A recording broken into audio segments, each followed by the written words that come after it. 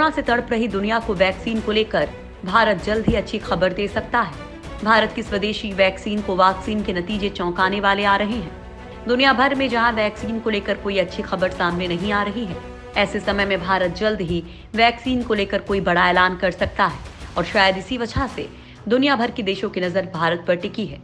देश में बनी पहली कोरोना वैक्सीन कोवैक्सीन का ट्रायल देश के 12 संस्थानों में चल रहा है। देश भर के 50 लोगों को वैक्सीन की पहली डोज दिए जाने के साथ ही पीजीआई रोहतक में इसका पहले फेज का ट्रायल पार्ट पूरा हो गया है।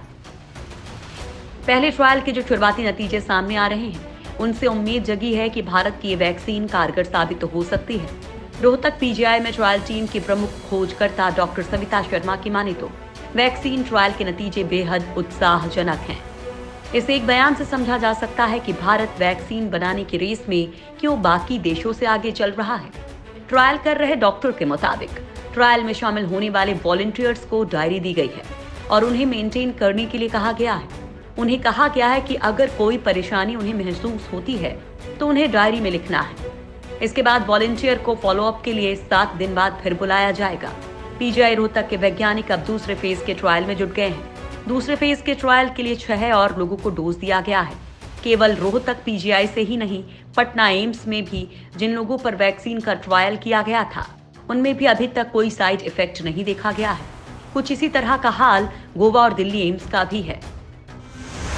वॉलंटियर्स को भी वैक्सीन से अच्छे नतीजों की उम्मीद। दोस्तों, भारत की स्वदेशी वैक्सीन कोवैक्सीन का देश के 12 संस्थानों में ट्रायल हो रहा है। इसके ट्रायल की शुरुआत 15 जुलाई को पटना एम्स में हुई थी। इसके बाद रोहतक पीजीआई में इस दवा का ट्रायल हुआ था।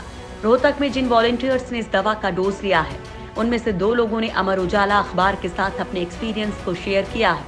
इन वॉलंटियर्स की माने तो दवा का डोज लेने के बाद उन्हें कोई परेशानी नहीं हो रही है। दवा के डोज लेने के बाद करीब 3 घंटों तक वो डॉक्टर की निगरानी में रहे थे और फिर आराम से घर चले गए और घर पर बाकी काम भी वो आसानी से कर रहे हैं। इसके अलावा दिल्ली एम्स में भी एक शख्स पर इस वैक्सीन का ट्रायल किया गया था। उसकी सेहत पर भी कोई साइड इफेक्ट देखने को नहीं मिला है।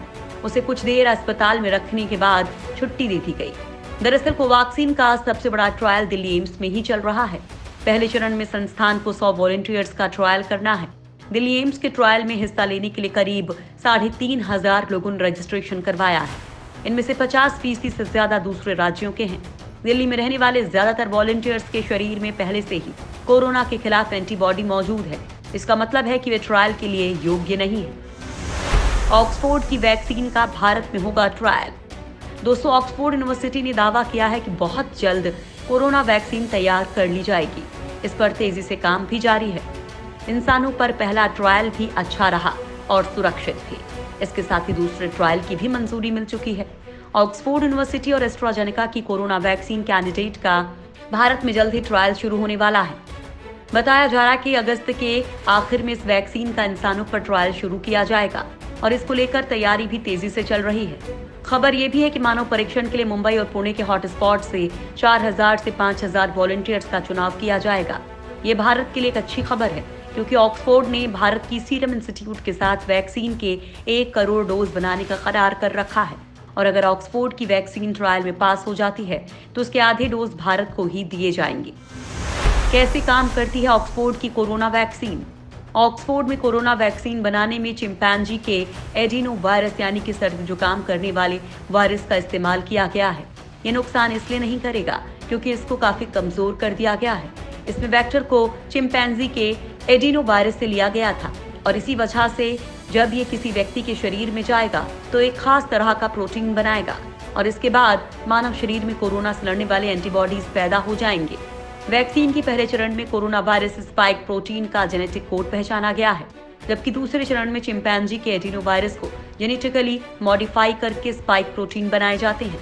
शरीर में जाने के बाद ये प्रोटीन कोरोना की एंटीबॉडी बनाने लगती है। इस वैक्सीन का ट्रायल जिन लोगों पर किया गया था, उनमें सर्दी, खांसी, बुखार जैसे कुछ लक्षण दिखाई दिए थे। इसका असर उन लोगों पर ज्यादा दिनों तक नहीं रहा था, वो जल्द ही इससे ठीक हो गए थे। हालांकि लैंसेट की रिपोर्ट के मुताबिक जिन लोगों पर भी वैक्सीन का ट्रायल किया गया है, उन पर इसका सकारात्मक असर पड़ा है। देखा गया कि एक डोज देने के बाद ही शरीर में एंटीबॉडीज बनने लगी और टी सेल भी बन गई। दरअसल टी सेल लंबे समय तक काम करती हैं। और दोबारा इन्फेक्शन होने पर फिर से वायरस से लड़ने को तैयार हो जाती हैं। हालांकि दुनिया में कई जगहों पर इसकी वैक्सीन का ट्रायल चल रहा है और जल्द ही भारत में भी होने वाला है। भारत के बाद ऑक्सफोर्ड की वैक्सीन पर ही दुनिया की नजरें टिकी हुई हैं। भारत इस रेस में सबसे आगे इसलिए माना जा रहा है क्योंकि उसकी वैक्सीन के ट्रायल में शामिल किसी भी वॉलंटियर में कोई साइड इफेक्ट दिखाई नहीं दिए हैं, जबकि ऑक्सफोर्ड की वैक्सीन में हल्के इफेक्ट दिखे हैं। इसी तरह चीन और अमेरिका की वैक्सीन में भी कुछ लोगों पर इफेक्ट दिख चुके हैं।